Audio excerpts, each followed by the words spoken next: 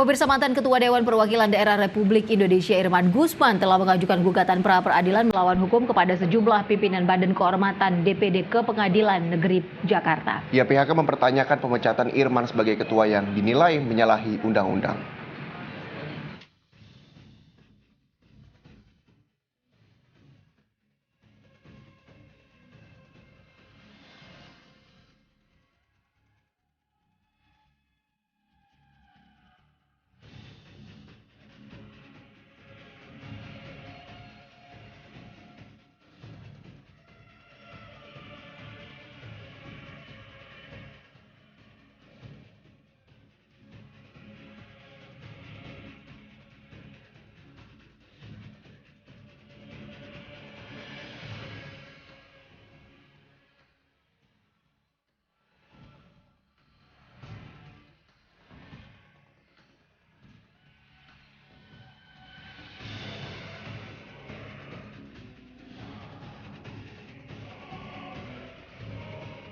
Pra-peradilan dalam istilah hukum Indonesia adalah wewenang pengadilan negeri untuk memeriksa dan memutus tentang sah atau tidaknya suatu penangkapan dan atau penetapan tersangka.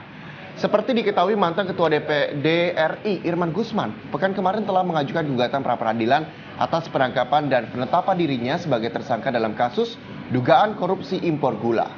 Irman menilai tangkap tangan dan penetapan dirinya sebagai tersangka penuh kejanggalan dan melanggar hukum. Meski sudah ditahan, Irman menolak diperiksa KPK dengan alasan menunggu hasil sidang pra-peradilan terlebih dahulu. Dalam gugatan pra-peradilannya, Irman juga mempersoalkan pemecatan dirinya dari jabatan Ketua DPD RI yang dinilai menyalahi undang-undang. Pihaknya juga akan menghadirkan sejumlah saksi dan ahli serta membawa alat bukti yang akan ditunjukkan di persidangan nanti.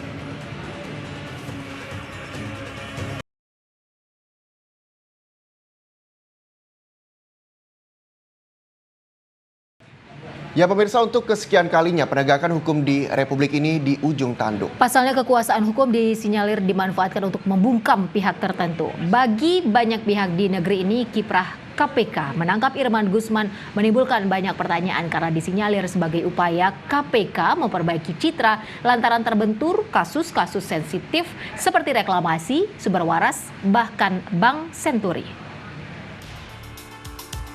Untuk kesekian kalinya penegakan hukum di Republik ini di ujung tanduk.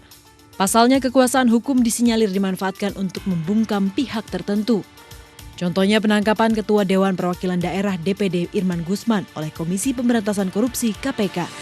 Bagi banyak pihak di negeri ini, kiprah KPK menangkap Irman Gusman menimbulkan banyak pertanyaan.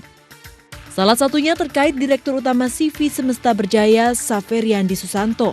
Saferiandi dituduh KPK telah memberi uang di rumah Irman Gusman di Jakarta.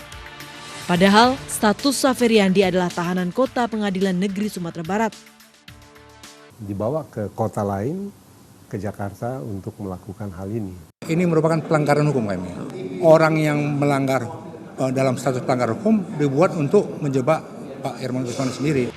Situasi itulah yang diduga sebagai konspirasi politik untuk menghabisi karir politik Senator Sumatera Barat itu.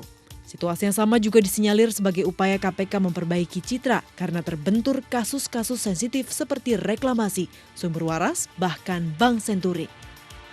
Loh kok yang 100 juta itu dengan Pak IG diproses sedemikian rupa, kok sumber waras yang triliun itu kok malah disebut tidak ada niat jahat di dalamnya. Apa yang ingin dicapai?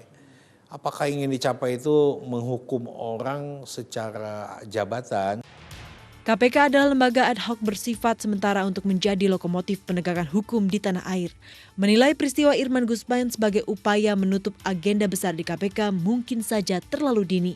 Namun, faktanya KPK baru saja melepas status cekal bos Agung Sedayu Group Aguan dalam kasus reklamasi Teluk Jakarta. KPK juga dapat dinilai melanggar undang-undang karena tidak melanjutkan kasus dugaan korupsi alih lahan sumber waras yang baru saja menyeret Gubernur DKI Jakarta Basuki Cahayapurnama. Bila demikian, lantas kepada siapa lagi publik harus percaya? Tim Liputan MNC Media melaporkan.